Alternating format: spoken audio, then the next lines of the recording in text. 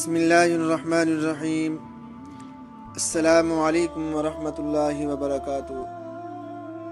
मेरे दोस्तों और बहनों, मैं आज आपको इस वीडियो में ये बताना चाहता हूँ कि ये किस औरत से कहा जाएगा कि जन्नत में जिस दरवाज़े से चाहो दाखिल हो जाओ।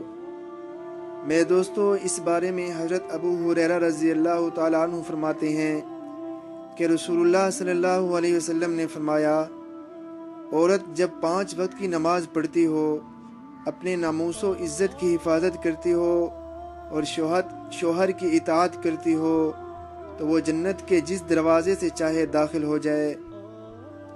औरतों के लिए कितनी बड़ी फजीलत और मर्तबा की बात है। जन्नत में दाखिल होने का किस कदर आसान नुस्खा है।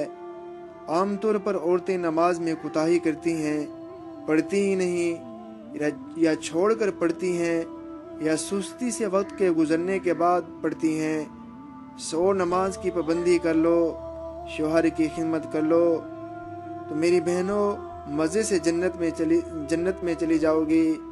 शरीयत में औरतों से बहुत कम और आसान अमल पर जन्नत का वादा किया गया है।